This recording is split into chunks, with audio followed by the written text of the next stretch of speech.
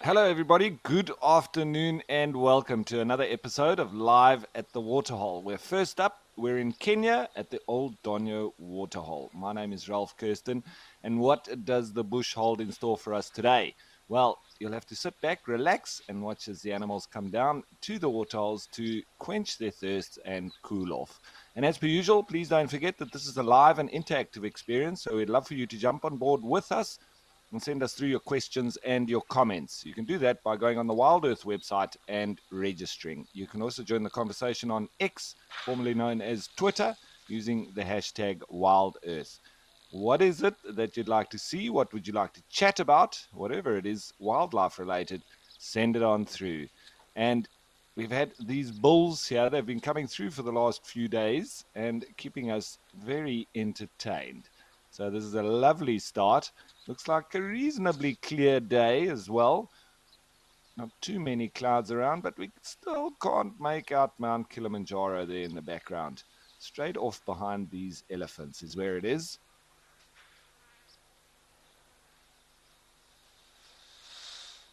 A little bit of wind about though.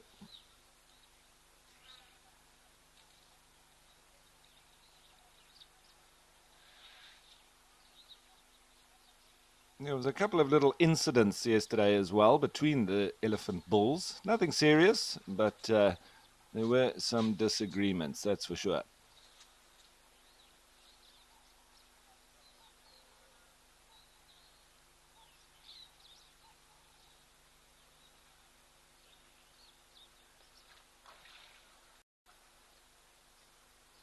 And Stephen Boyd saying good morning from the UK. Welcome aboard, Stephen. Karen Sadnani saying good morning from the USA. So the international viewers are with us already. Darcy Miller saying hello, Ralph. Fantastic start with the elephants. It's always a pleasure when the elephants are around, and especially these big chaps here in Kenya.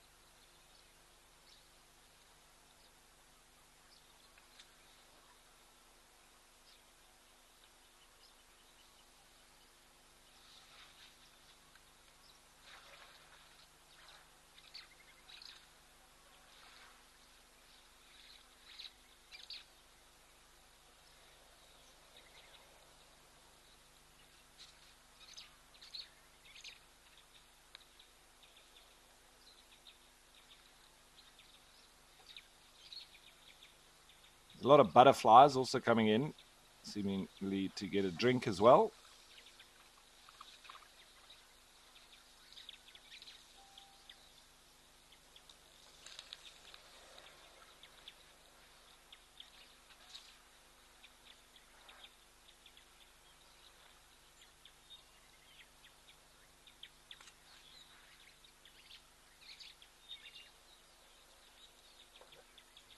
Just a bit of a close-up on this individual. Lovely set of tusks on him. And yesterday we also had one that had quite a bad injury on its trunk. It wasn't a fresh injury, but it seemed like, very suspiciously, like it had been snared. The snare was no longer on it, but there was a little hole as well. So shame. He was recovering from that. This one seems to be fine.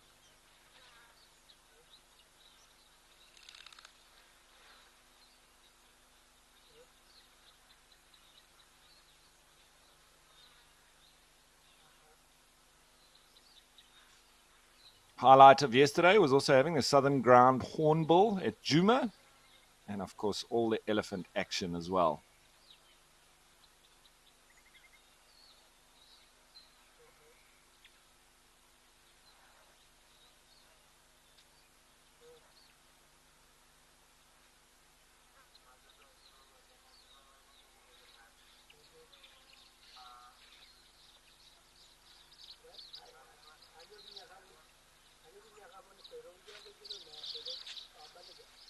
Seems like a little bit of a standoff between the two of them.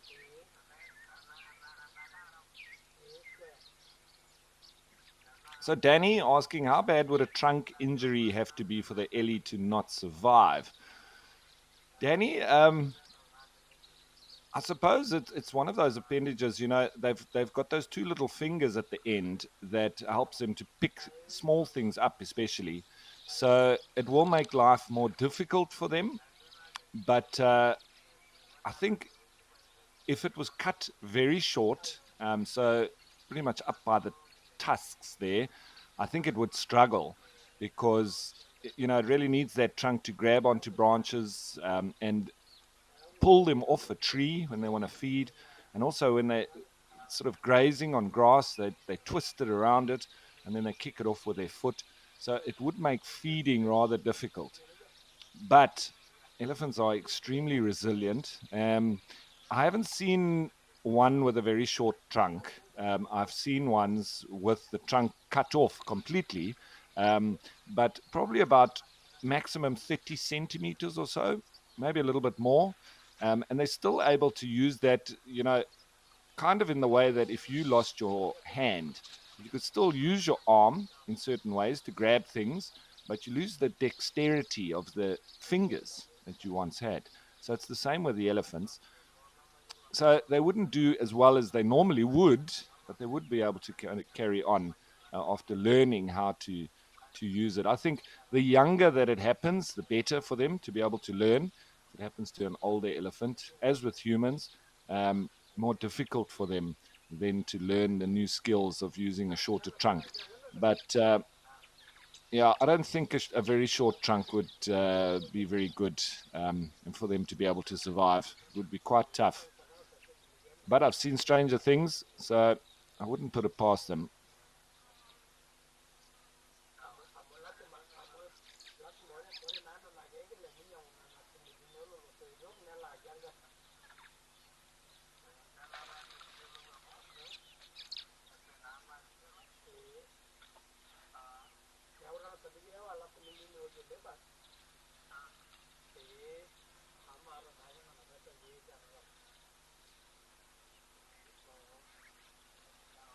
Now, while we're watching these two bulls, a lovely little article from Oxford University, and they're speaking on this was published on the 25th of June 2019.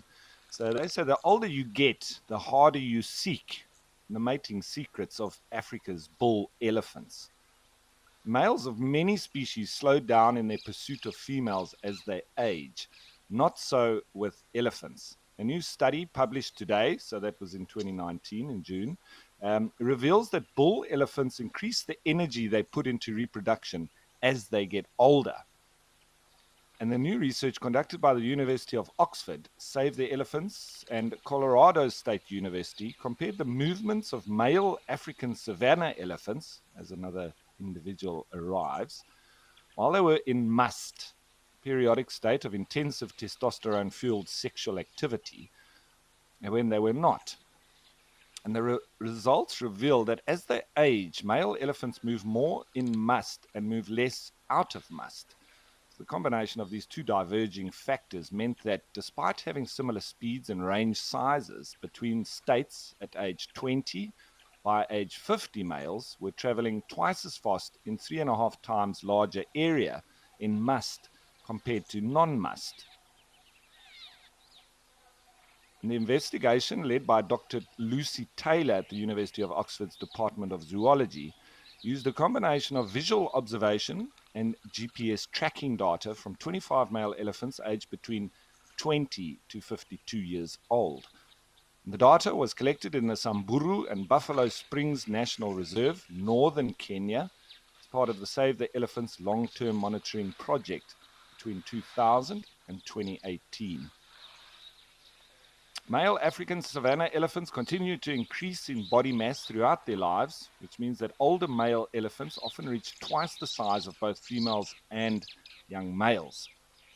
Ian Douglas Hamilton, founder of Save the Elephants and senior research associate at the University of Oxford's Department of Zoology, said older bulls are not only larger and more energetic in mating than younger bulls, but female elephants tend to prefer them, perhaps because their size demonstrates their survival skills over many years and seasons. The new results also suggest that male elephants are capitalizing on their increase in size by spending more effort searching for females as they get older.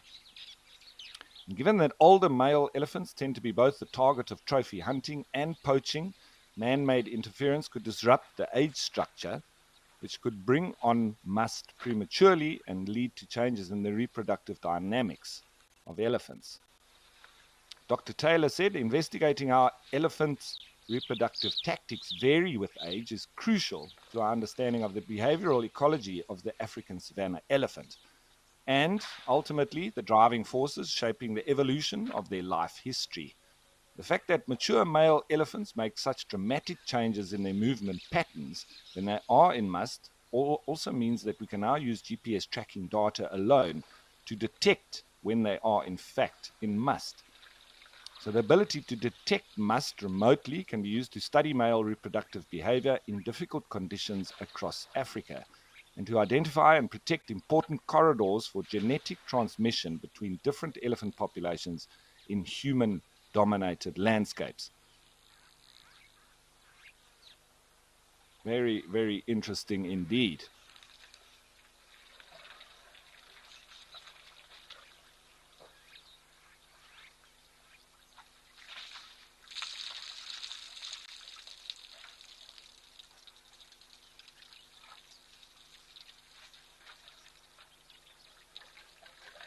So, to conclude, the key findings from the study include that unlike other species, male African elephants increase the energy they put into reproduction as they get older. Male elephants move faster and further in must as they age. 50-year-old males moved 50% faster and twice as far when in must compared to those of 35-year-olds, compared to 20-year-olds as well, who have yet to come into full must as fast and over 3 times as far. Simultaneously, the elephants move less when in non-must as they get older. The change of behavior as older elephants go into must is so clear that it can be detected remotely just by using their movement patterns rather than having to actually physically observe the elephants directly. And the male elephant behavior study can be viewed as it's published online in the Journal of Animal Ecology.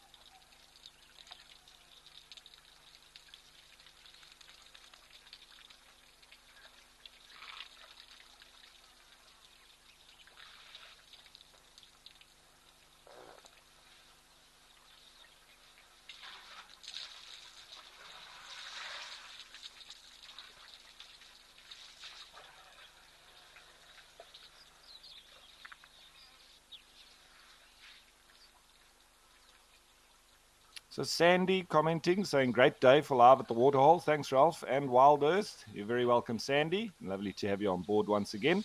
Mercedes Bean saying, looking forward to seeing all the wildlife. Absolutely. What more could we ask for than these 3 big bulls?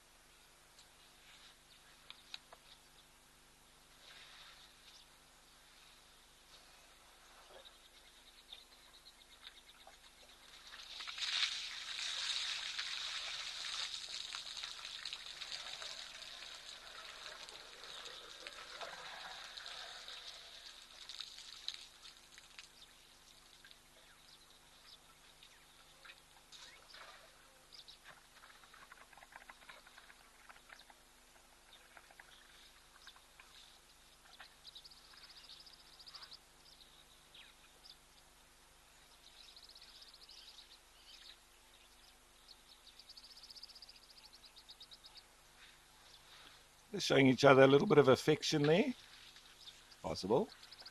Those two on the left.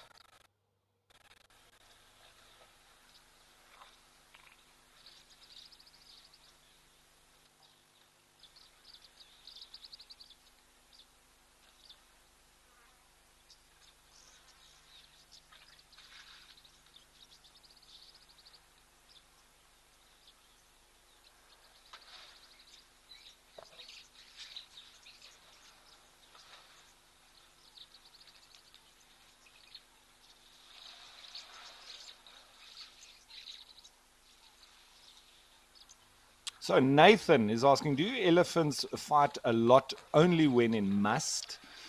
And I think that this is an important question, and thanks for asking it, Nathan, because very often a lot of questions from viewers and guests around must in bulls and the understanding thereof. So I think it's worth going through this properly. And article from the Tsavo Trust, and this is in Kenya as well, speaking on this exact topic, must, explaining the period of heightened sexual awareness for male elephants. Elephant societies are known to be firmly maternal, and elephant herds are maintained by a strong matriarch, and male elephants are ousted from the herd when they're teenagers. During their teenage years, male elephants must embark on a journey of self-discovery. It's well known that lone bull elephants are prone to violent and aggressive behavior. These hormonal moments of heightened sexual behavior are called must. So what is must? During must, male elephants are flooded with up to 10 times, I've heard up to 60 times, so I think this is debatable, as much testosterone as usual.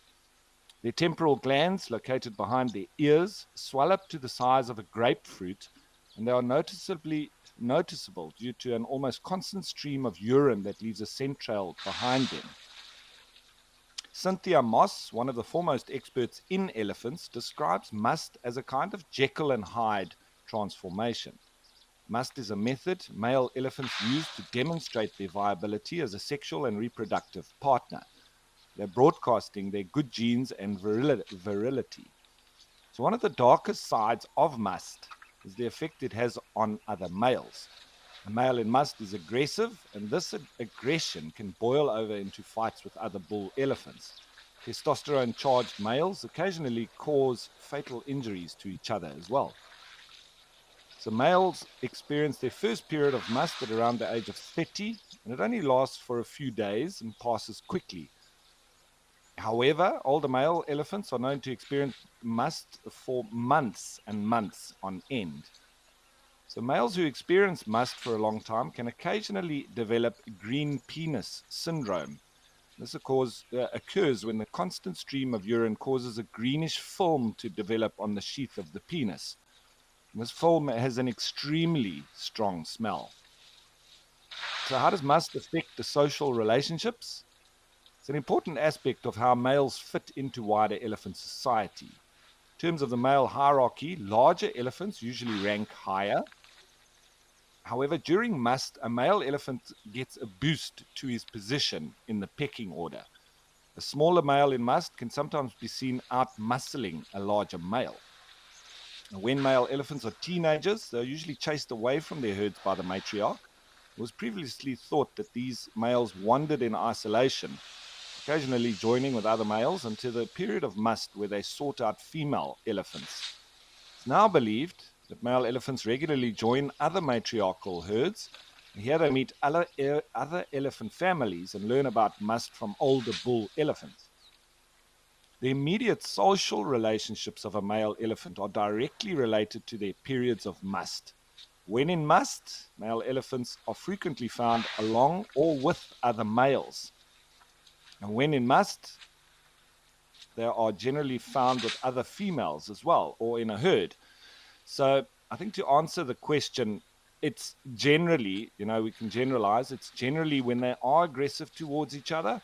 It's generally because they're in must, but it can be sort of a younger bull challenging an older one, regardless of whether they're in must or not. So it can occur, but mostly they're aggressive towards each other when they come into that higher state of hormonal imbalance with all the extra testosterone. So, yeah, I would say most of the time because of must, but sometimes it can happen when they aren't.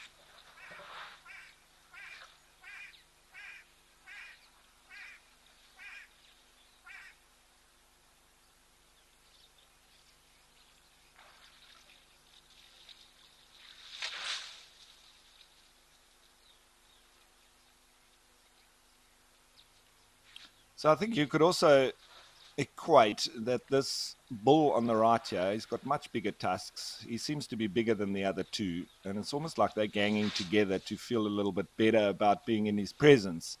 I think that might be why they're being a bit affectionate towards each other. Safety in numbers. Maybe they just feel a little bit intimidated by him.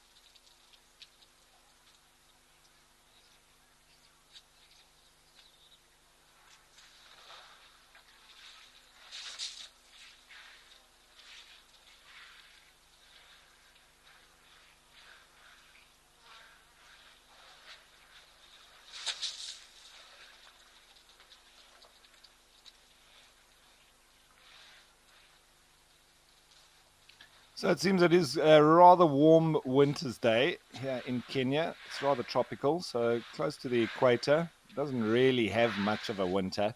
And you can see how the elephants are, really getting themselves nicely wet and cooling off.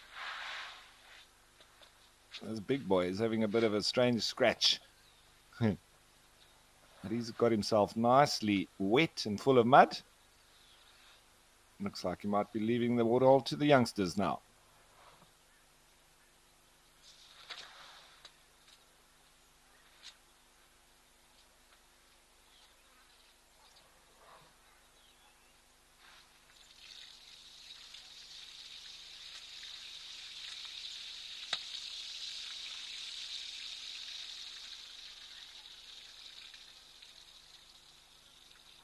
Now, Andy commenting that elephants must be the most intelligent creatures ever. I must admit, Andy, I do agree with you. However, we've just seen the evidence of one of the shortcomings that I do find with elephants. I've seen them doing that a lot. Um, and in some waterholes, you see them standing, defecating, and urinating whilst drinking at the same time in the water. And I think that's probably one of the only little things that I think that isn't so clever from them. But it doesn't seem to bother them, so maybe that's why they don't care. Um, Maybe it's a waste of time to walk out of the water because it just doesn't make a difference for them anyway. They don't seem to get sick from it, so who cares? But absolutely, I think in everything that they do, they're so in tune with the environment and everything around them. Nothing's a rush. Everything is calculated. Um, it's just fascinating to watch.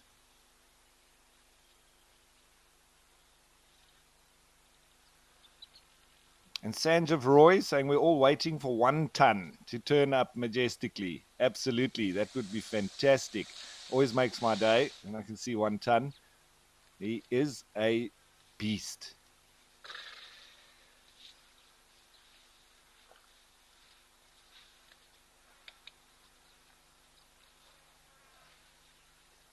Another one coming in. It's not the same one. He's dry and he doesn't have his big tusks. So a little bit more similar sized to these other two.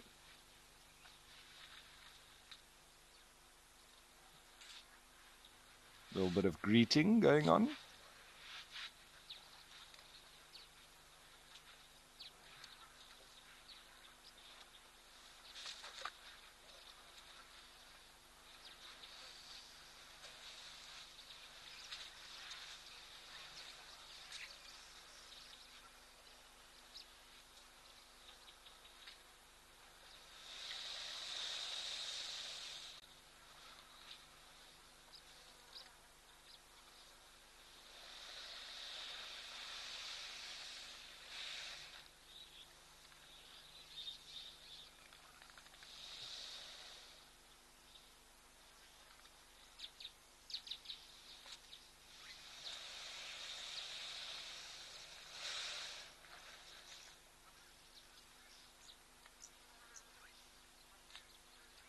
So Eddie asking a very good question. Which other animals get kicked out of the herd and why does this happen?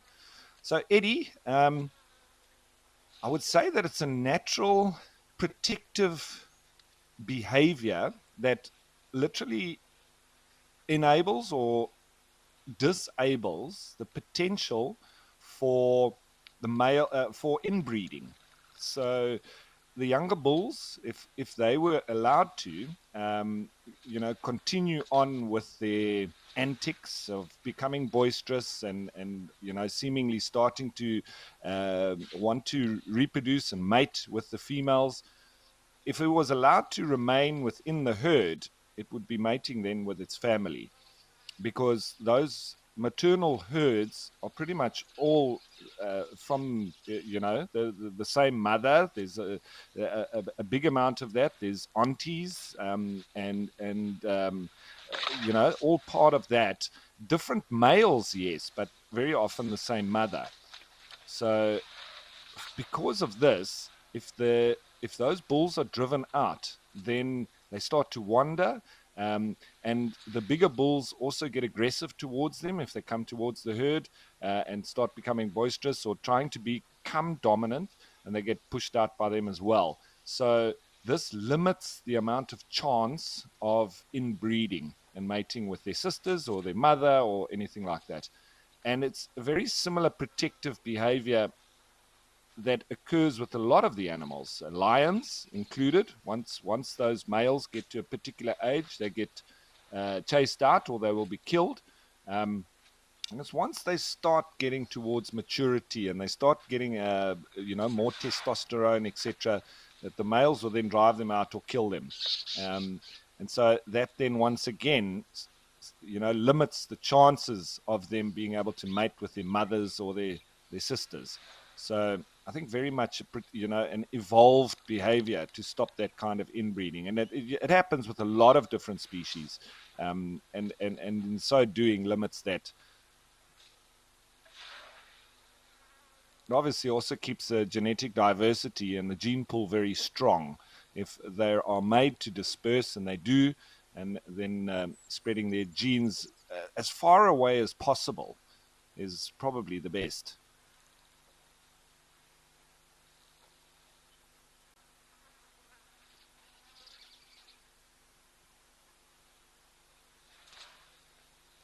So it doesn't seem too aggressive between these two, but even from a young age, they partake in a lot of wrestling and pushing and shoving.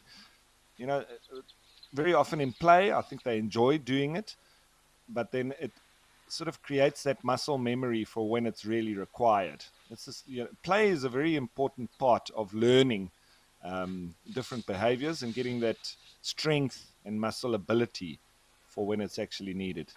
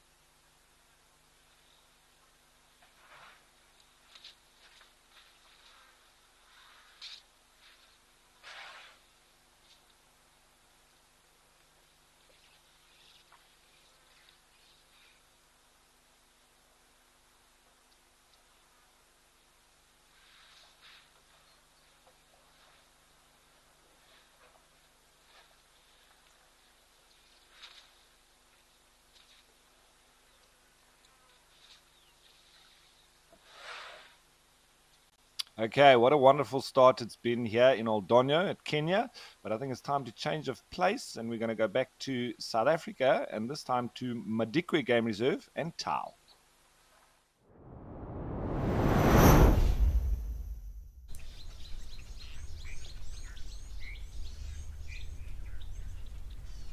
With a lovely mix of game, lots of zebra there. There's impala off on the right, and a lot of blue wildebeest off on the left as well. Doesn't seem to be much wind at all in these parts. A lovely mirror effect of the zebra on the water there. And you can hear the Natal spurfowl making a racket.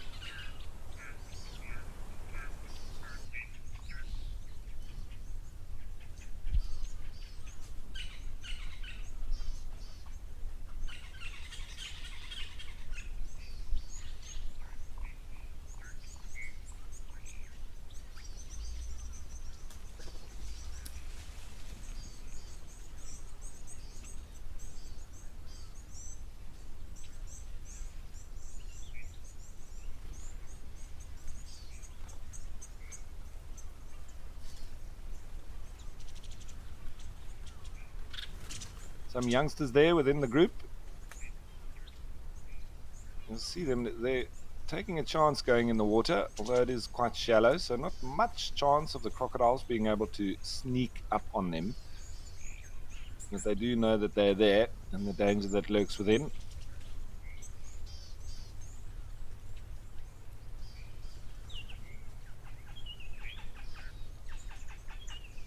Quite an awkward spot to get down to the water. especially if you're walking with clogs on, like these zebra are with their hooves. It becomes very slippery on these flat surfaces.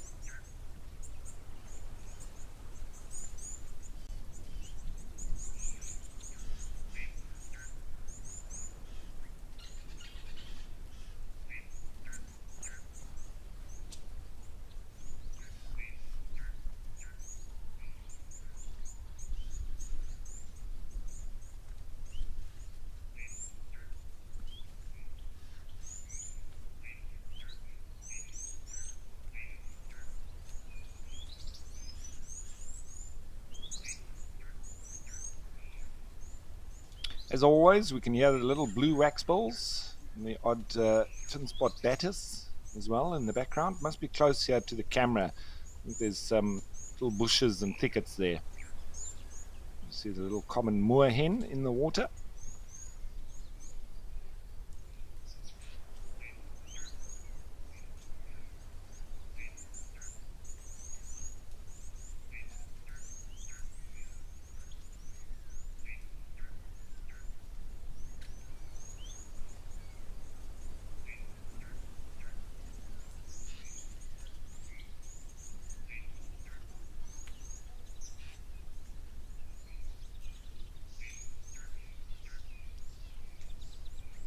Getting a little bit stuck there in the mud, but it's out.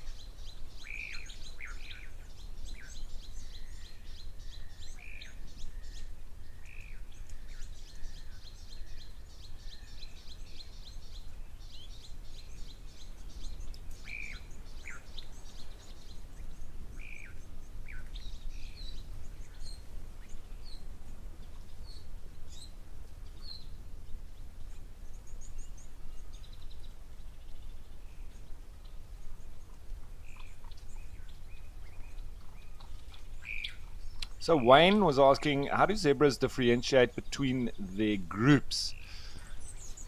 Well, Wayne, it's always a stallion that's going to have his group of females, normally between 5 and 10 or so. I think on average it's mostly between 6 and 8 females. And any more than that, and he'll struggle to keep them, and other males steal them from that stallion. So it's all down to each other's, their stripe patterns, their smell, and their particular sounds. We might think that they all look almost identical, and how do they tell between us? But they'd probably say the same for us as humans. So I think it's within the species, within their groups, they can definitely tell the individuals apart. And much is about the smell of each other. A lot of the animals use this as their primary scent, most of them. And we see a lovely male ostrich as well. And so it's when they urinate mostly that they pick up exactly who it is and where they are within their sort of monthly cycles and so on. So I would say it's mostly down to that, but going further with their stripe patterns and their sounds, I think it's probably quite easy for them to know exactly who's who in the African zoo.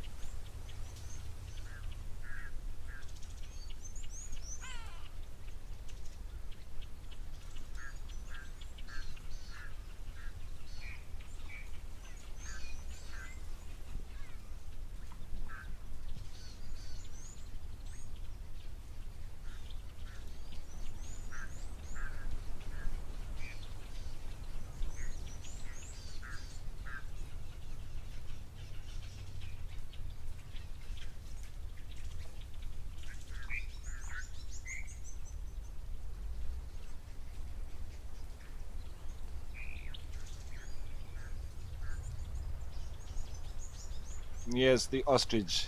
Like I like to refer to them as Jurassic chickens.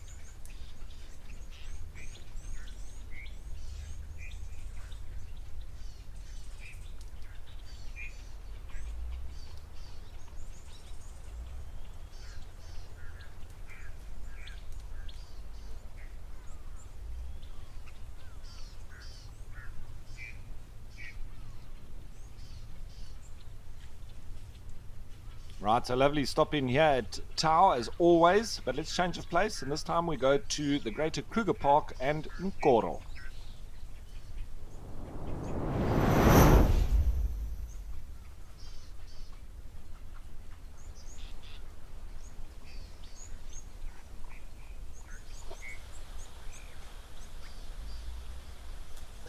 With some more elephants. Wonderful. You get a nice perspective of them here. Different to Old Dornier, obviously slightly looking down on them, but still quite close. So it's nice to get all of these different angles from all the different water holes.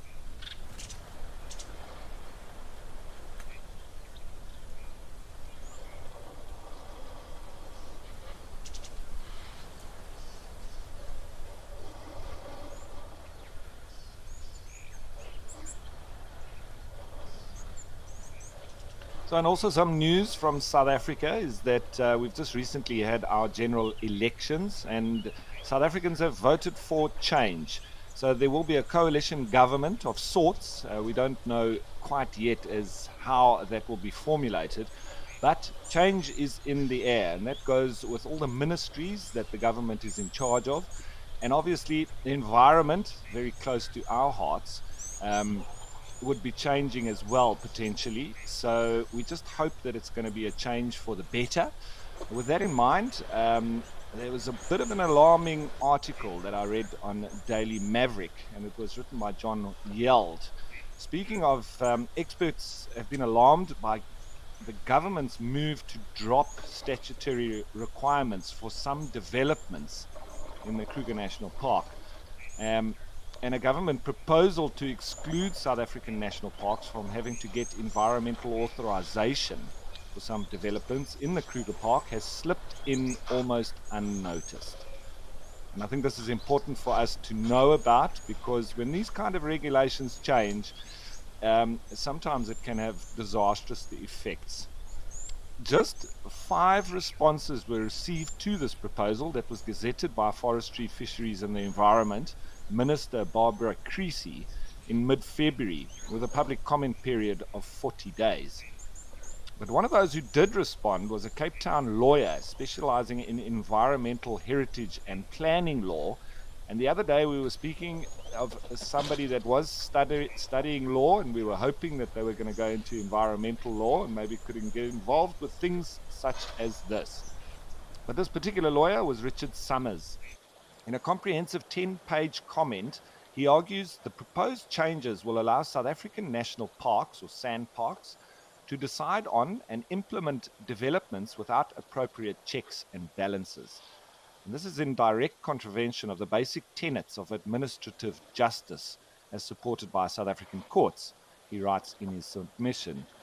And Summers also points out that protected areas such as national parks are held in trust by the authorities for the benefit of present and future generations, and argues the proposed change will prevent interested and affected parties and stakeholders from participating meaningfully in decisions regarding activities in the Kruger National Park.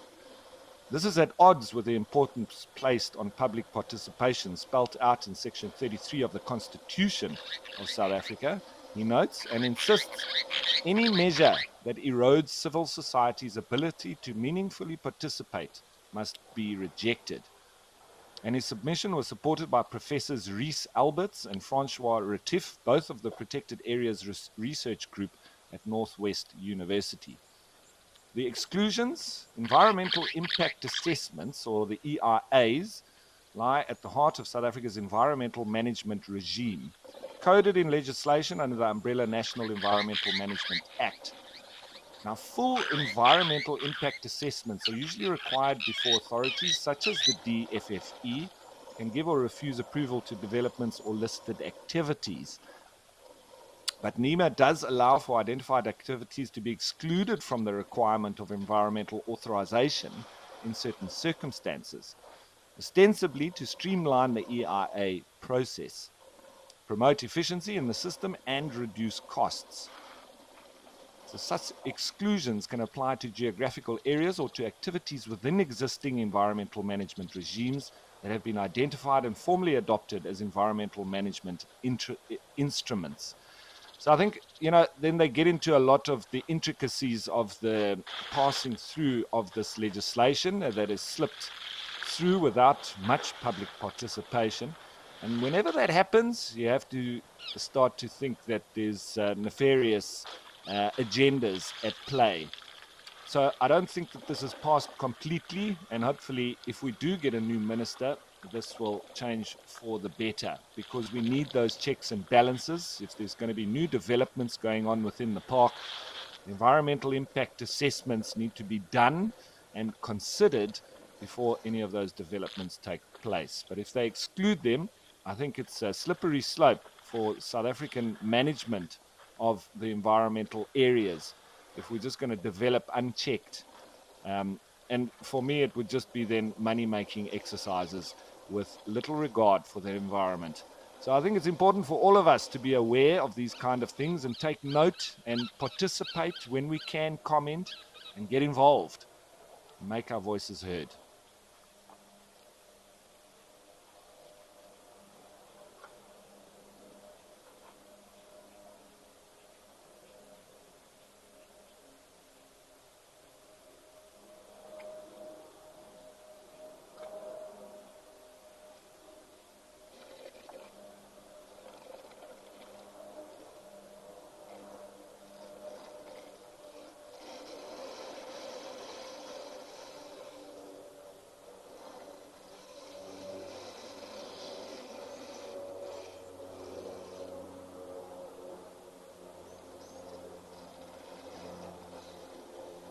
So Questo TV was asking, hi, what if an elephant that they don't know shows up?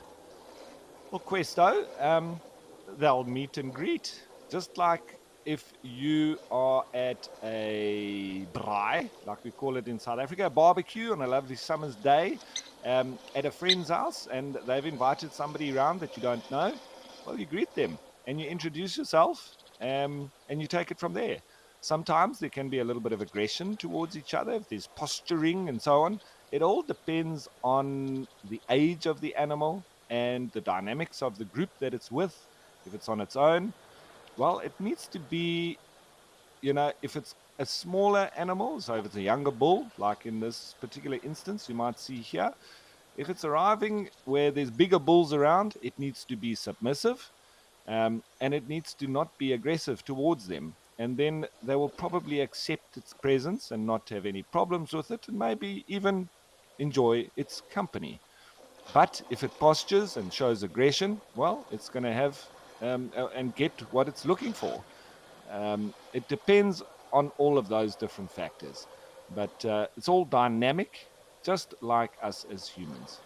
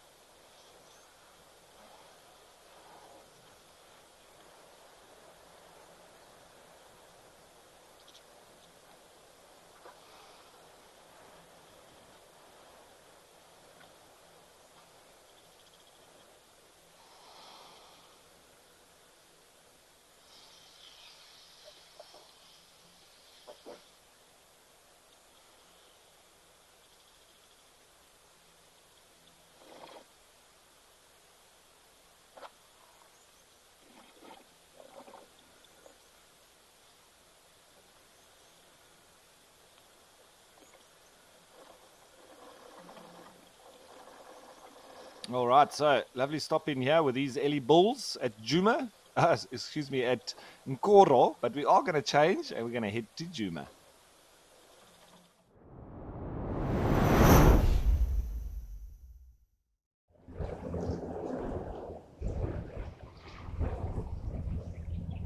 big herd of buffalo here yesterday, and I'm wondering if it's the same one. Lovely. If they're sticking around, well, it could also mean that we might see some lions soon. I'm not quite sure what the naturalists would have seen out and about, but with these guys here, you can pretty much be sure there's not too much distance between them and a pride of lions.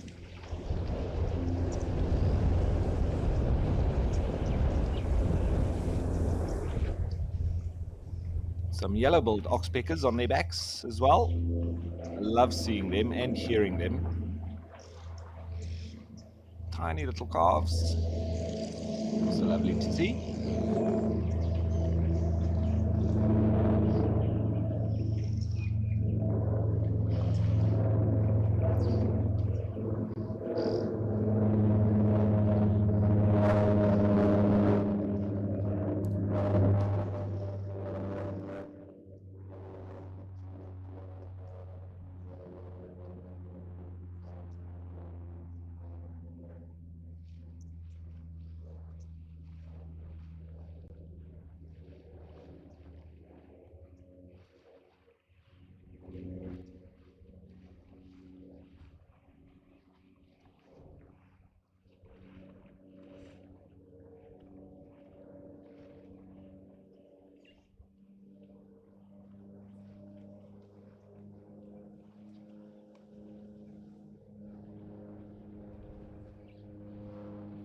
So I just got news from Kulu, the director, that we had lions and buffalo on drive this morning.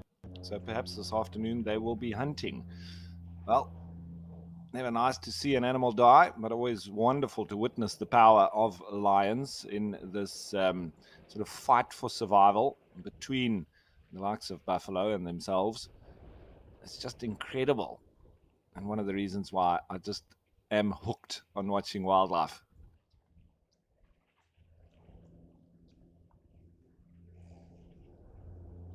So Susie C was saying, thank you, Ralph, for the information about the South African government proposal about the sort of excluding the environmental impact assessments or the balance and checks in the national parks, because it is definitely disquieting, disconcerting, and we need more people to be concerned about it and to comment and get involved in these kind of environmental issues, especially when we have them affecting our natural heritage and our national parks.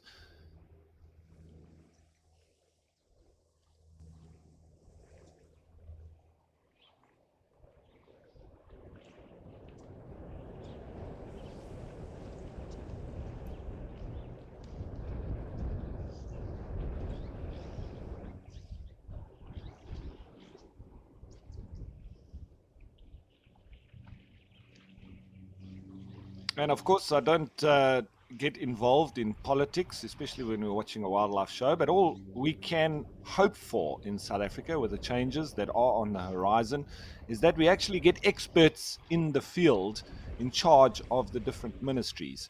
Because I think a failing government has been shown because the electorate has rejected them. And I think this is in a big part as to why.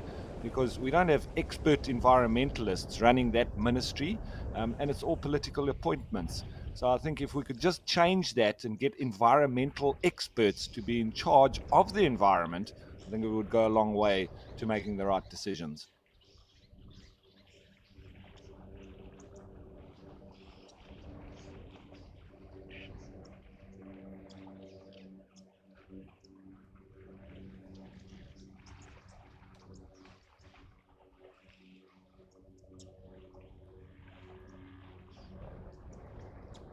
So the buffalo, of course, will always be on the lookout and, always concerned about if there are any lions around.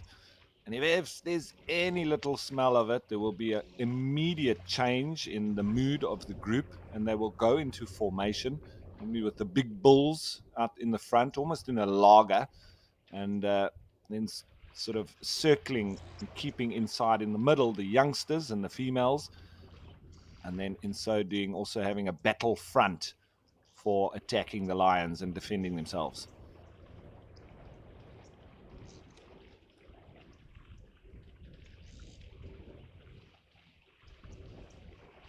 I've actually shown this to a couple of students on a couple of occasions. You don't want to change the natural behavior of animals, but especially in that learning experience, I think it's to experience it firsthand.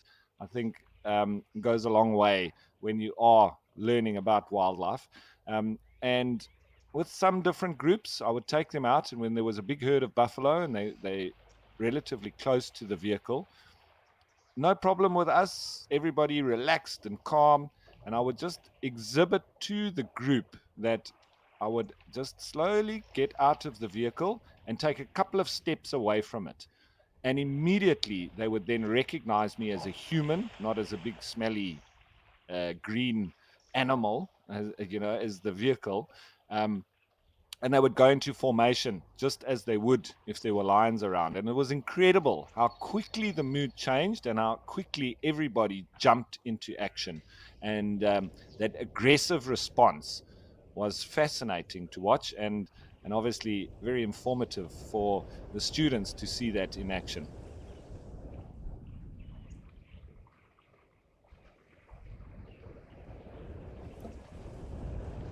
And then obviously getting back into the vehicle. And then you can almost see the confusion of them. It's like I've disappeared into this big animal. And because then there's suddenly no human there. But it does take a bit of time for them to calm down and then almost resume their natural behavior once more.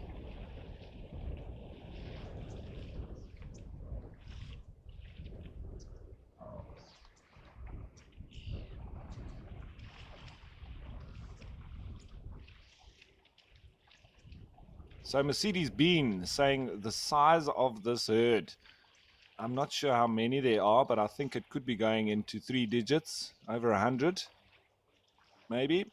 It'd be difficult to count, but I think definitely upwards of 50, and I even think over 100 of them.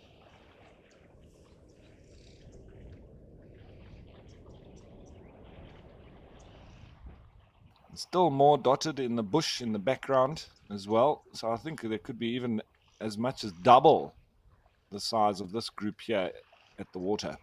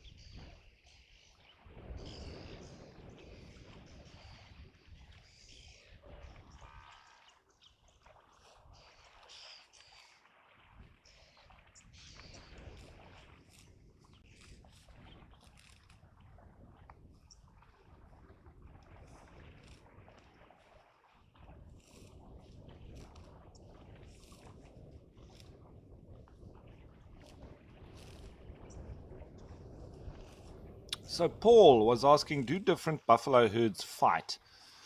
Paul, buffalo aren't territorial, and I'm pretty sure that if buffalo herds meet up, they may even join each other or just split up. But I don't, you sometimes do have fighting, between bulls, and it's all about mating rights. So you could have potentially a bit of aggression and maybe a bit of a clash, but it's not you know anything about territory, just about the females.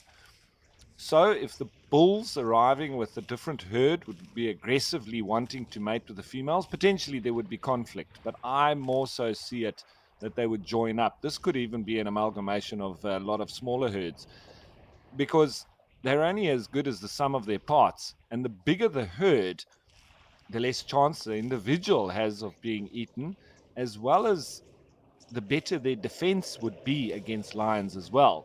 So I think the advantages far outweigh the disadvantages um, of them joining up. So I would say that they would probably do so unless there was a real fight for the females.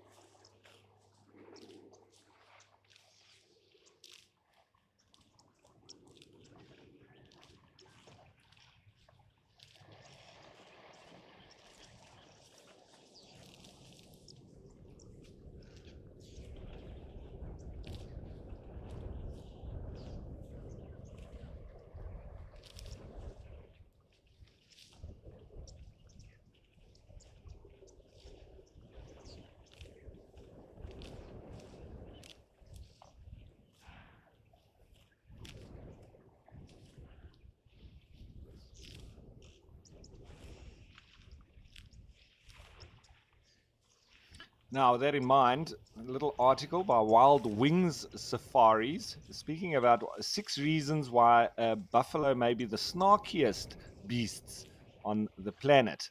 Buffalo are big animals that belong to the Bovidae family.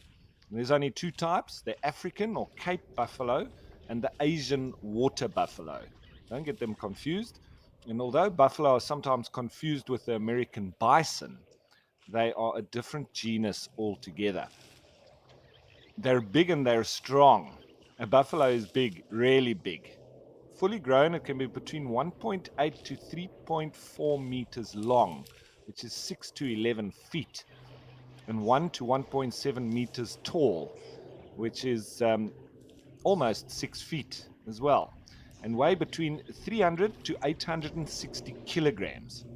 It's got a massive head and boss, or horns, as we see there, a broad chest and sturdy legs, and it's said to be 4 times stronger than an ox. They're dark, moody, and tough. Buffalo have a thick hide covered in brown to black hair, which makes them easily camouflage, especially in poor light and the shady areas where they like to hang out. Its neck hide is particularly tough and thick to protect it from scuffles with other buffalo, like when they're fighting for dominance, but unfortunately not quite thick enough to protect them from lions' teeth. They can take company or leave it. Buffalo can exist in herds of literally thousands, or cozy herds of just a dozen or so females, calves, and a male or two. Often the old, bad-tempered males leave the herd and hang around in small groups and wallow in the mud. These grumpy guys are commonly known as Dugger boys. The lone buffalo is easy prey for lions or even an opportunistic group of hyena. But they're pretty adaptable, although you'll never find them too far from water. They're happy on the open veldt, woodlands, forest, and riverine forests. They're strong swimmers and can easily cross rivers in search of better grazing. They drink about 40 liters of water a day. They're fiercely protective. Buffalo are no slouch when it comes to facing off against danger. They'll form a circle around their young, old, and weak members, bravely fighting off predators, mainly lions. There's footage of buffalo tossing lion into the air with well-placed tosses of its head The strong horns can rip open a thick hide with ease. And they've even been known to chase lions up trees.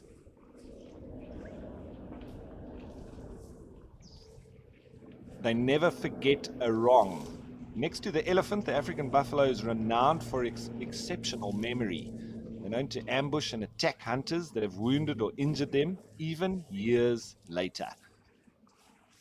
They kill more hunters in Africa than any other animal. That's hunters, not people in general. And they've also been known to kill lion cubs from prides that have attacked and killed members of their herd in the past. I think that they'll pretty much kill any predator they can and that they come across, just to eliminate the threat.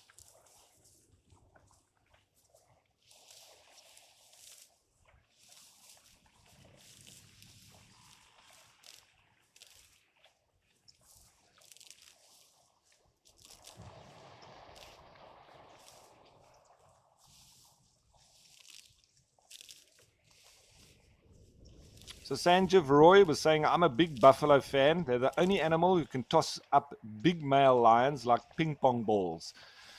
Yeah, and that's it. We were chatting about it yesterday. Sometimes the tables do turn, and I think we were speaking on the sort of idea of revenge.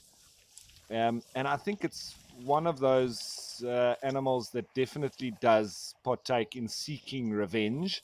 I've also seen it with elephants. They do it too. But is it that? It's difficult to marry the two up if it is actually that emotion. But I'm pretty sure it is.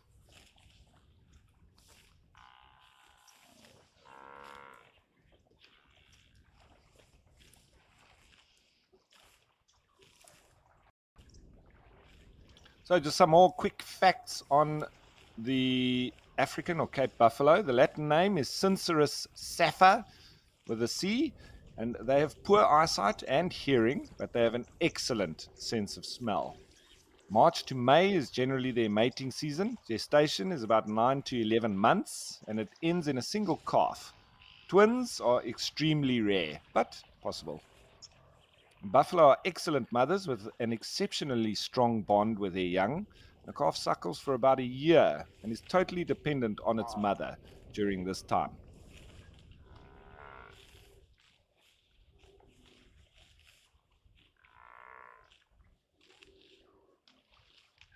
So in their natural habitat, an African buffalo lives for an average of about 20 years.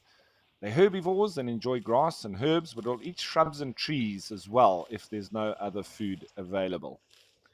And their dung is identical to cattle. You cannot tell the difference. It's I refer to them as dung patties because of all the water that they drink. It's a slop, very much like cattle, and well, exactly the same. In fact.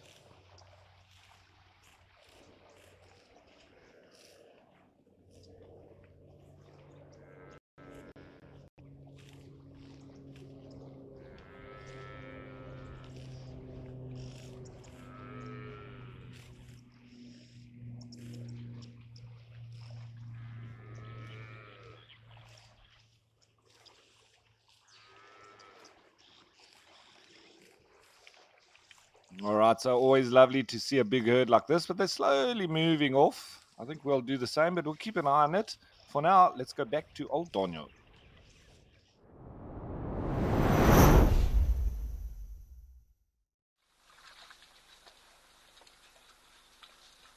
And lots more zebra have made their way in, seemingly pushing the elephants out.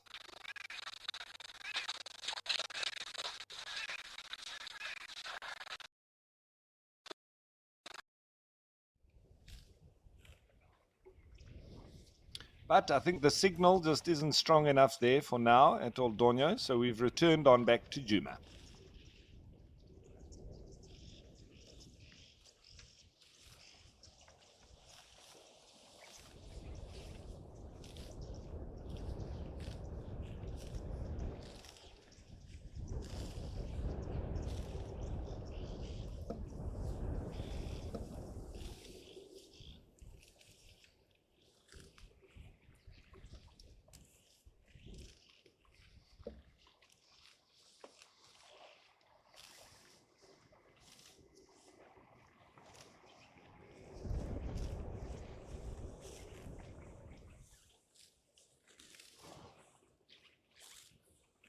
And Bill was saying, okay, guys, please don't drink all the water in the dam.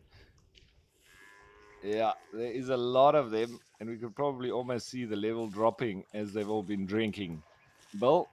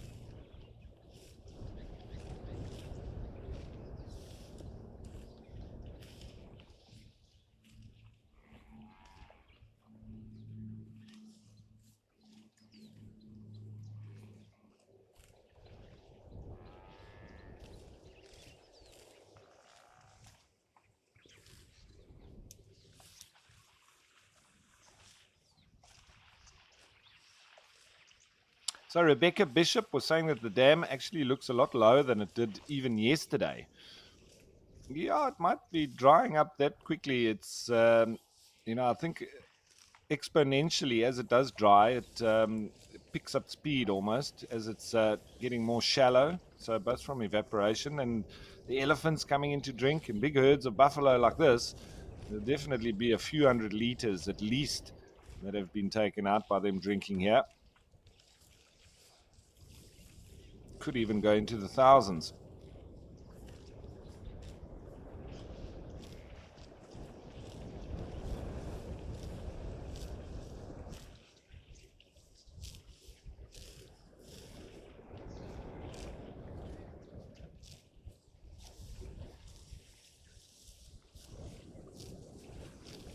Okay, we are going to change again, and this time, though, we're not going to Ordonio, we're going to go back to Tau.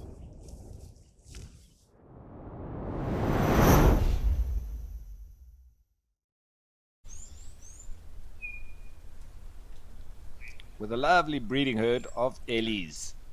Nice little tiny baby there, and some youngsters, looking like they're being a bit playful, and throwing the dust around as well. Getting a good old scratch on that termite mound.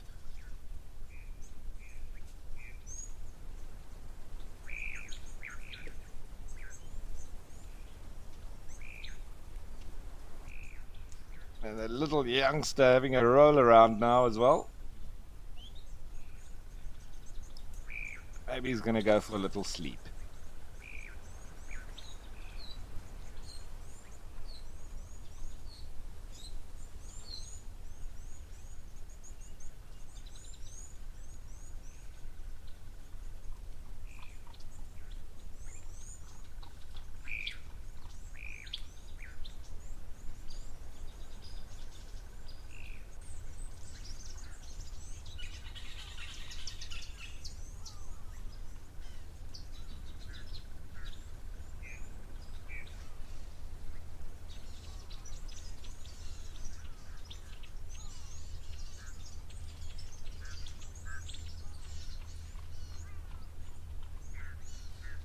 How cute is that little one? Full of beans. He's laid down again now.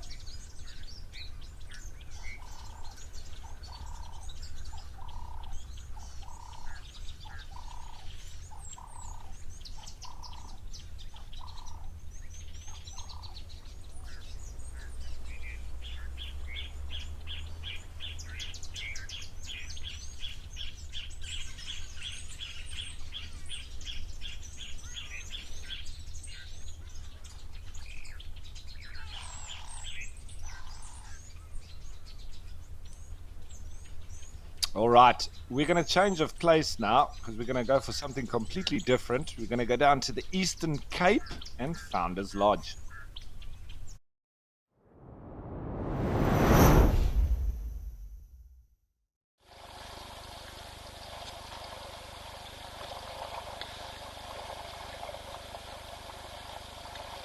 With a couple of white rhino. Fantastic. But as you can see nice and close now, the notches in the ear that are used to identify individuals, then each having a particular formula equaling a specific number. And each individual will have that. And then of course for telemetry and being able to track them, you can't put anything around the neck. So with rhino, they do it around the ankles and give them a bracelet, as you see there.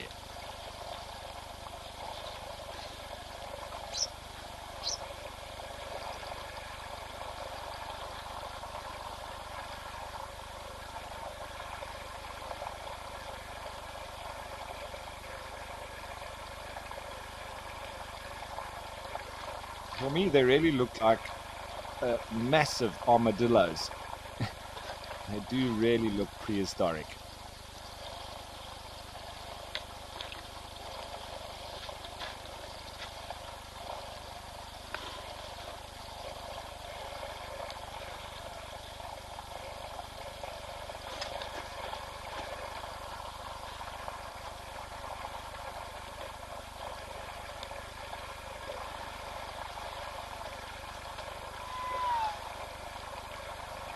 You can hear the communication between them. Little.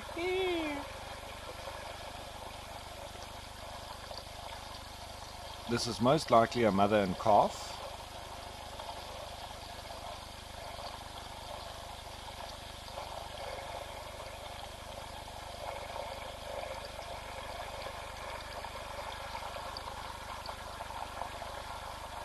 Now, what's quite interesting about white rhino is that their story dates back 50 million years. And the ancestors emerged shortly after the dinosaurs and long before mankind. And prehistoric rhinos also walked the earth long before elephants, meaning they were once the largest land mammals on the planet.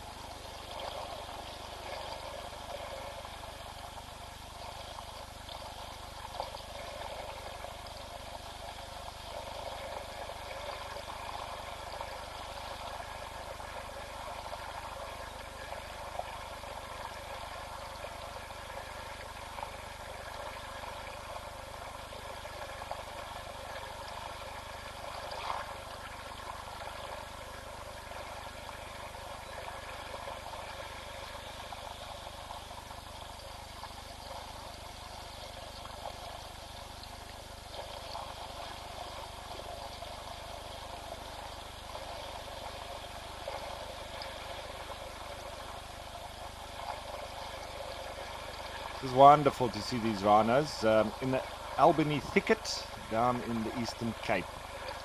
Very different. You don't get many big trees here at all. Mainly just these small bush thicket areas.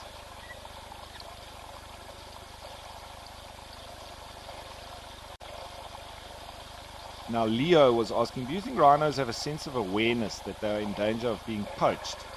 If yes, has this made them more skittish? Leo, if they've been anywhere near, even when they are darted by vets and so on, for any kind of procedures, for collars or for dehorning or whatever, they do become skittish, and it's a period of time before they do relax. I don't think that they have a sense of being poached, but they sort of react towards their experiences. So for instance, Thandi, who's the very famous rhino on the Kariga Game Reserve, who was actually poached. She was darted with very strong drugs, and they cut off her horn, and then they found her in the morning, and the vet was William Folds was actually able to save her and amputate over the area where the horn was taken. And she remained very skittish for a long period, as you can imagine, after that. and she also became quite aggressive. But slowly but surely, she calmed down, and now she's very relaxed around the vehicle. I've had her around my vehicle on numerous occasions, and she's very calm. Um, but it's whenever those procedures are done, then again, and she'll then, it can take up to a month or two for her to calm down after that. So once she calms down, then they almost become like cattle again. They're very relaxed. Our white rhino, very different with the black rhino, but with the white, very often out in the open, grazing, and not aggressive at all. But you can have some bulls that do get aggressive. I've been charged by a few of them, but in general, a white rhino are very lethargic and not very aggressive at all.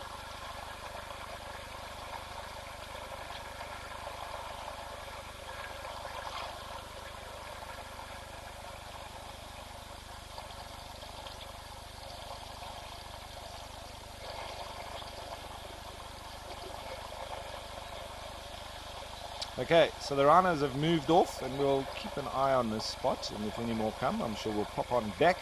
But in the meantime, let's change of place completely. Let's go to Zimbabwe and Victoria Falls.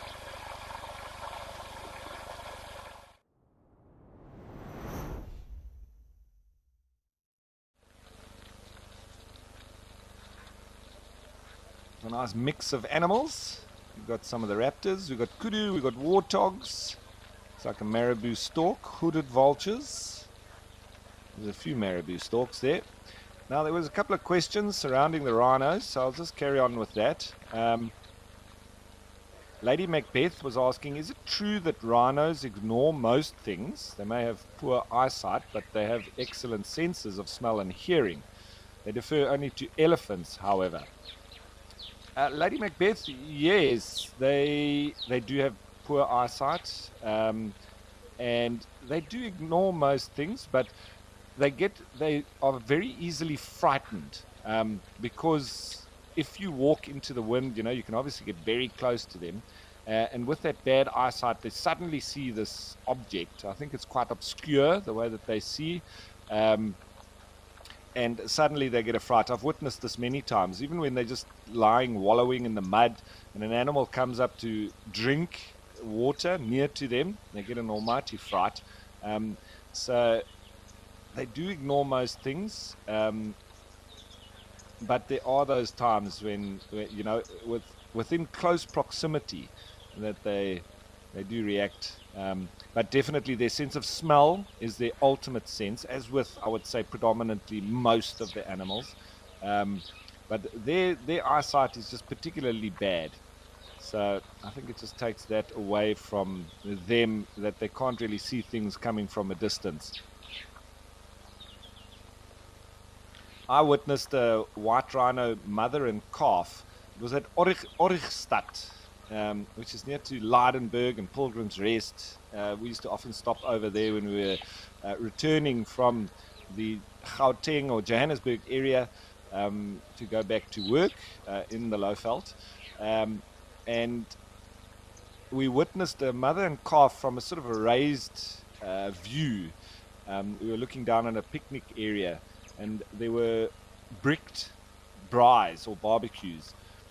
And the mother was walking and left the youngster grazing, and suddenly had realized that the mother wasn't there anymore, and sort of ran to catch up with her. But she was walking in between these braais, grazing as she was going. But he ran straight towards her and straight into one of these bricked braais. It's big.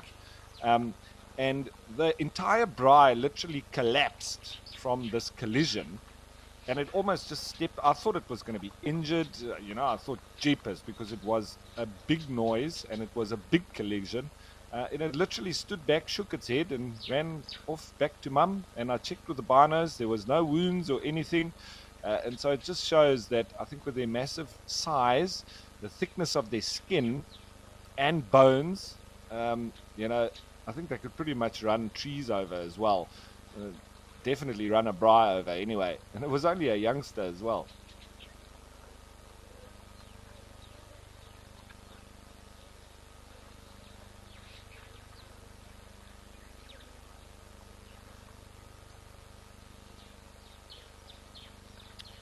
And then Suli was asking, are those ear notches unique to all white rhino or just for this reserve? Suli, they would be part of a national database, so it's for all rhino, and that would be then included in that database, and that formula that adds up to a particular number. There won't be any two rhino the same, regardless of reserve.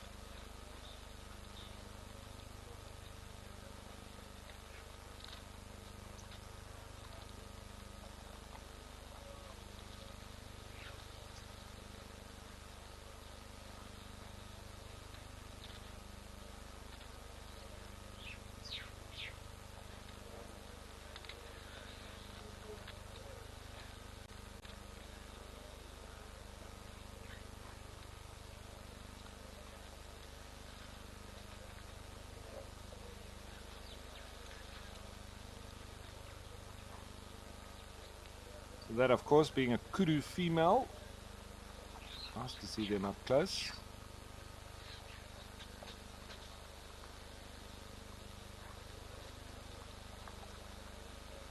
And back to our undertakers, the marabou storks.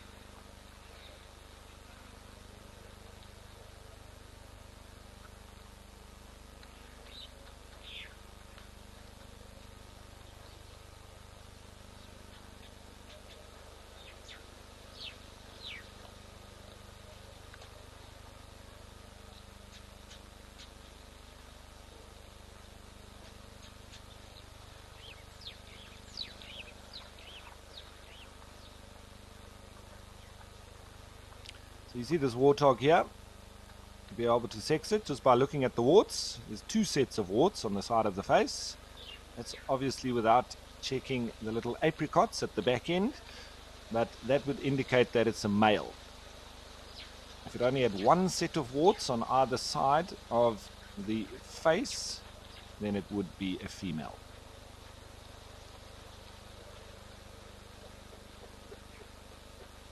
So there you see the one below the eye, and then the other one further down above the tusk.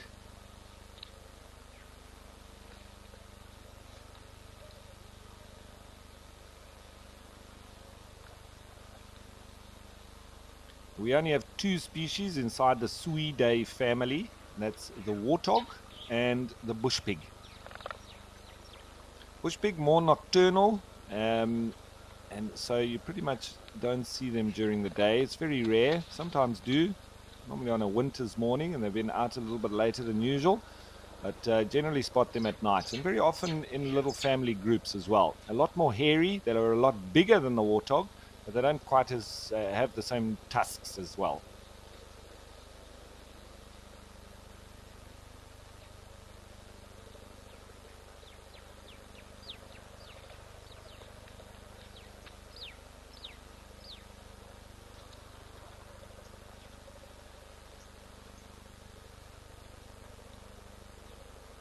Bush pigs are more like trufflers as well.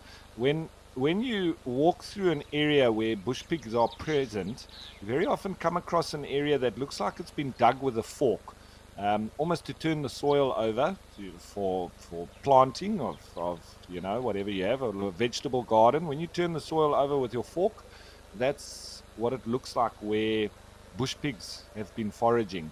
They're digging up all the little uh, uh, roots and even grubs and whatever else is but mainly below the surface of the soil, whereas the warthogs are just more so generally grazers, like you're seeing them do here. But both of them are in fact omnivorous, but I would say that the bush pig is more so, and the warthog more so leans more on the herbivorous side.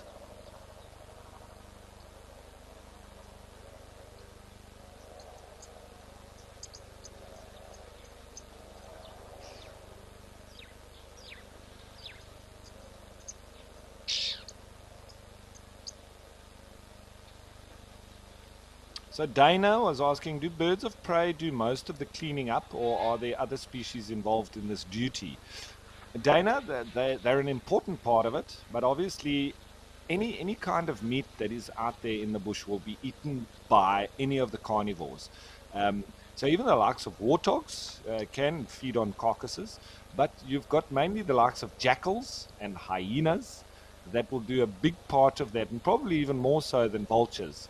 Um, Once they come into an area, they'll even crunch down on the bones and all of that as well. But even the likes of leopards and lions will, scavenge. Um, we like to think of them as these very clean hunters and they don't scavenge at all, but that's not the case. They're opportunistic, and it also depends on if how hungry they are as to what, in fact, they will eat. I think they prefer fresh meat, but they'll take what they can get, especially when it's required.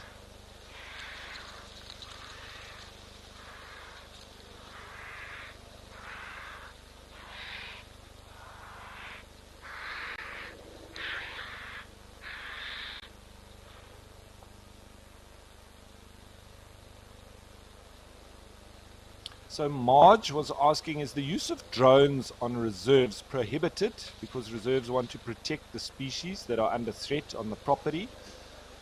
That's definitely one of the reasons, Marge, especially if there are species such as rhino on the property. But another thing is that it really takes away from the experience of other guests. You know, I was about in Namibia, out on safaris, when the sort of drone trend started to hit. And a lot of tourists were coming over with drones. There were no regulations for it, so there were a lot of people putting drones up. And you're trying to have a sundowner, and there's a drone flying around, and it sounds like a swarm of bees. Um, and so it was just getting out of hand. And so I think that's a big part of it as well. You're trying to take photographs, and you've got drones flying around. It just really detracts from the experience as a whole. So, a lot of places now, it's just no drone zones unless you get special permission and you get a permit or it's for something in specific. Not everybody can just, if one person's allowed to do it, well, then everybody can. And then, it just becomes a mess.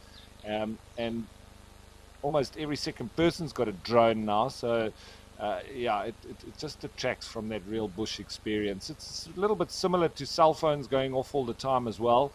And so I know even lodges now that have said no cell phones allowed or they must be on silent because you've got Nokia ringtones going off while people are trying to watch the wildlife and so on. So just detracting from that experience. And I think it's important to keep that as natural as possible.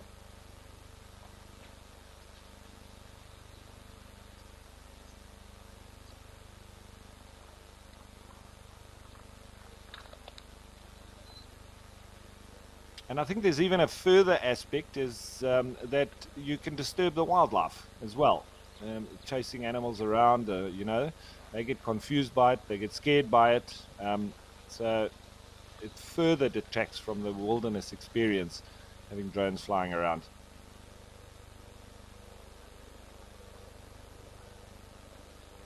My goodness, that marabou stork's got a wattle on him.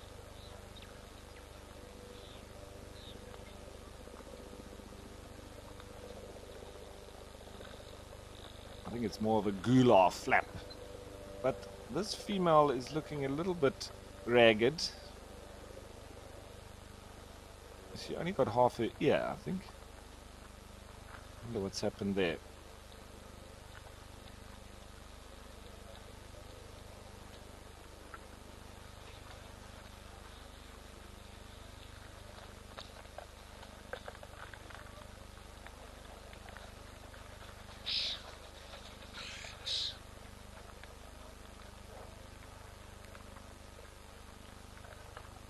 That's young bull kudu. He's still got a way to go before he's fully mature.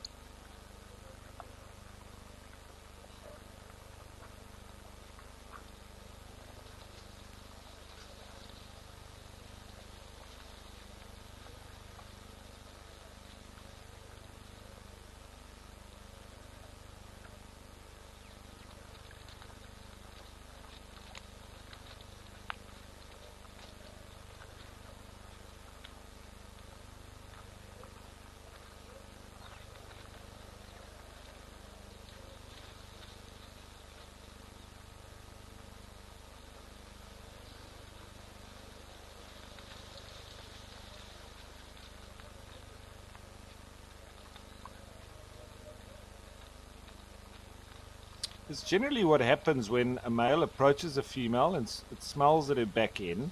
You very often then see them defecating and urinating. She's not even stopping to allow him to have a smell now, but it's normally as then she starts urinating, and then he will lick that urine and flex do the flim and grimace and work out exactly where she is in her cycle and how much estrogen she has.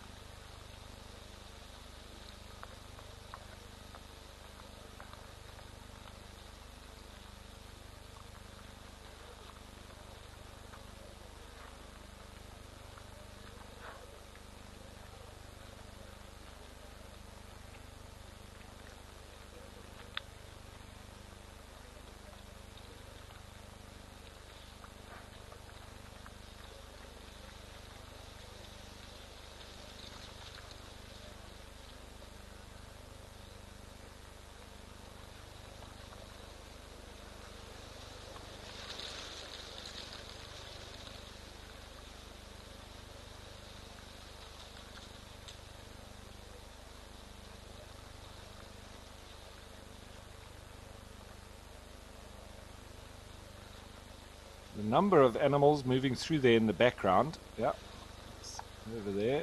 Lots of impala, looks like.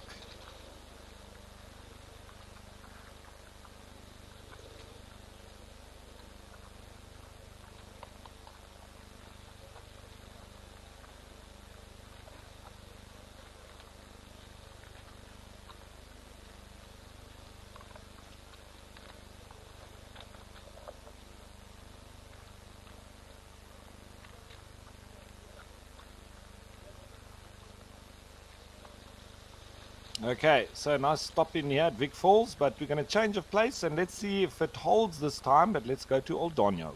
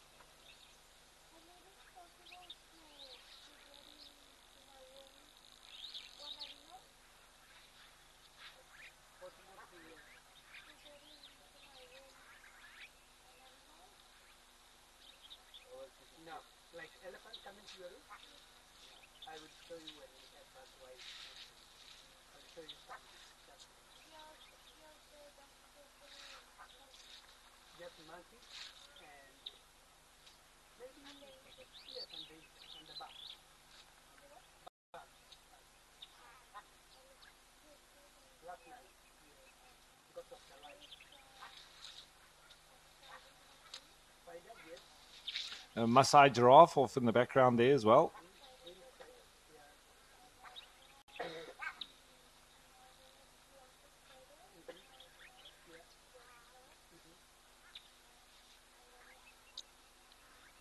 I see a big pair of tusks here on the right. Could this be 1 ton that's just arrived?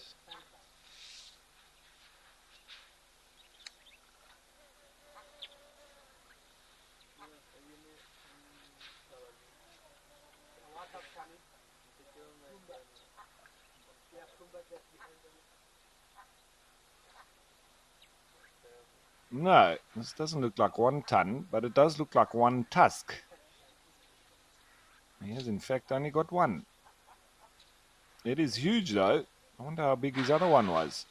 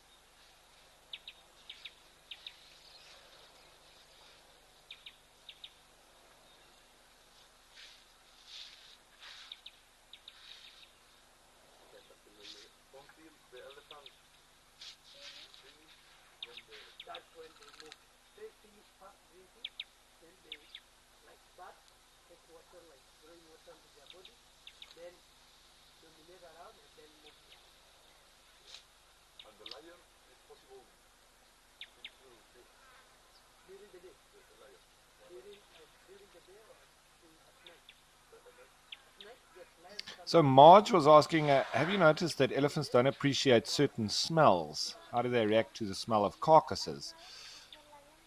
Marge, I haven't seen a major sort of reaction to the smell of carcasses from elephants. I think they definitely smell it. They smell it very strongly because their sense of smell is more than 5 times stronger than ours, double that of the dogs, even uh, the strongest smell on a dog being the um, bloodhound.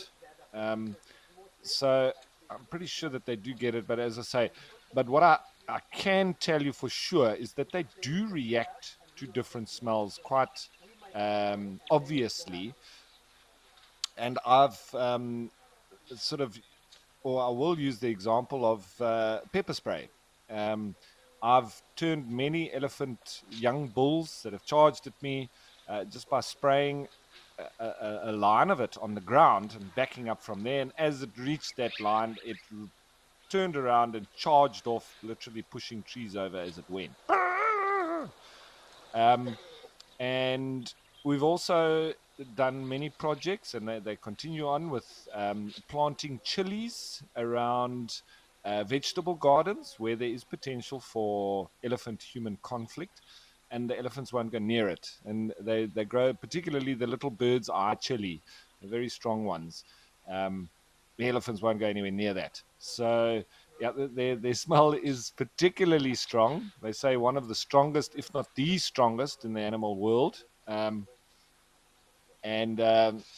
it's just incredible. But yeah, I haven't seen them react to certain things in the bush, natural things in the bush, in that way. But we do know that they also use their sense of smell to find different plants that they prefer at different times of the year, as well as plants that are medicinal. If they've got any ailments or they have got injuries, etc., they do seek out and eat plants and trees that will assist. in the healing process of whatever problem that they have. So much to do about their smell. I think they're pretty much led by their noses.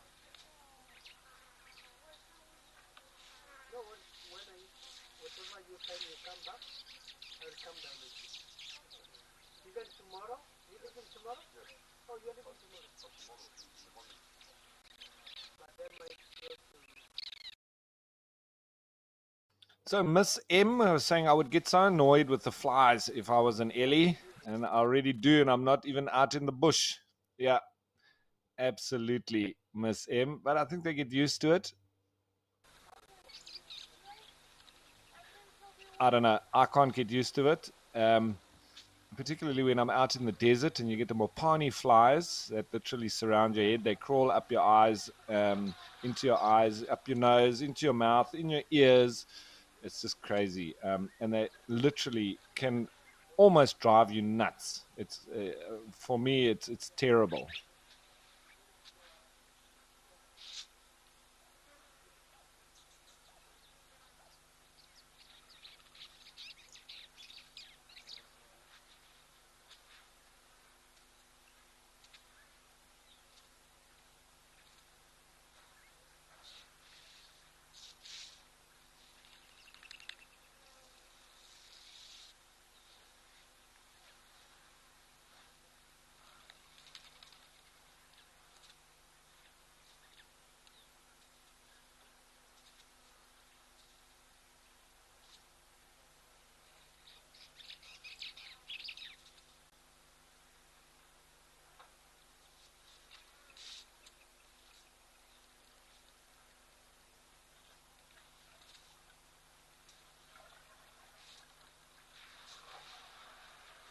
Shame, he really looks off balance now with only one tusk.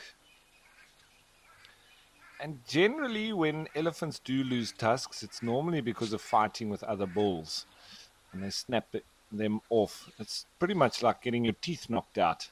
And that's exactly what it is. And so it does hurt a lot, dependent on how far it breaks off.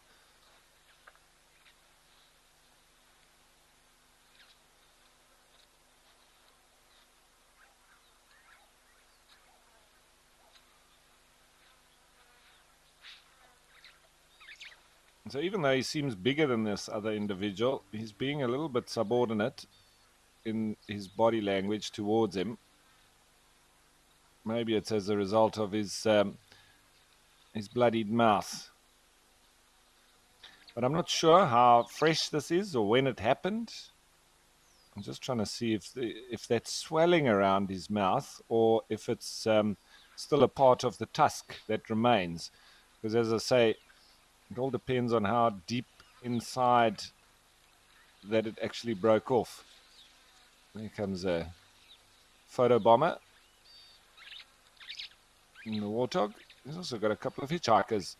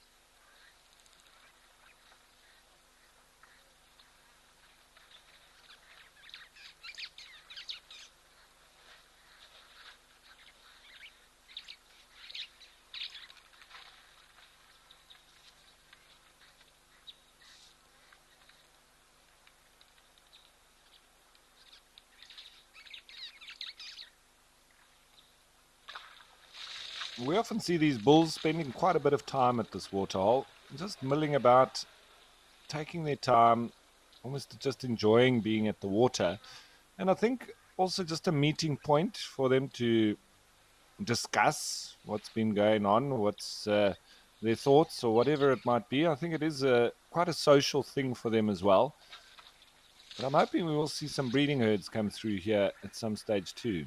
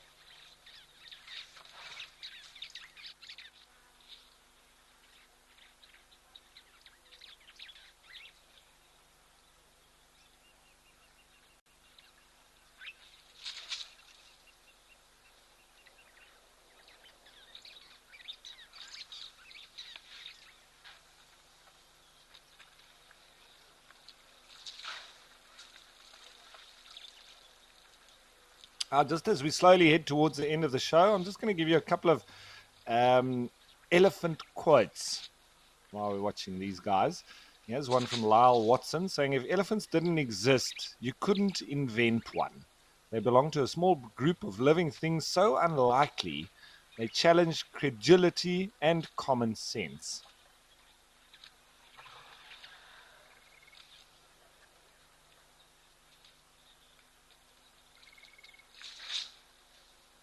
And Graydon Carter saying, we admire elephants in part because they demonstrate what we consider the finest human traits: empathy, self-awareness, and social intelligence. But the way we treat them puts on display the very worst of human behavior. Peter Matthiessen, of all African mammals, the elephant is the most difficult for man to live with. Yet its passing, if this must come, seems the most tragic of all. I can watch elephants and elephants alone for hours at a time. For sooner or later, the elephant will do something very strange, such as mow grass with its toenails or draw the tusks from the rotted carcass of another elephant and carry them off into the bush. There is mystery behind that masked grey visage and ancient life force, delicate and mighty, awesome and enchanted, commanding the silence ordinarily reserved for mountain peaks, great fires, and the sea.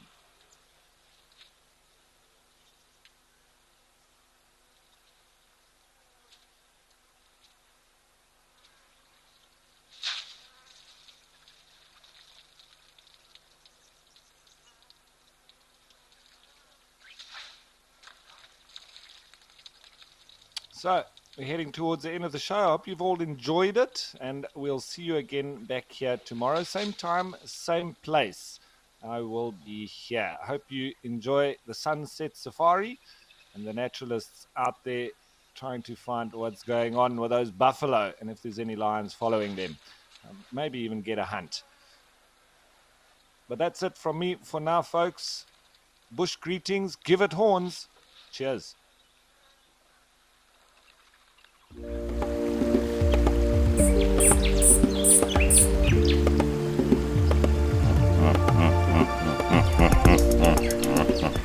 Well, hello everyone, and welcome to the show where we look at the best highlights from about the last 24 hours or so. This is On Safari.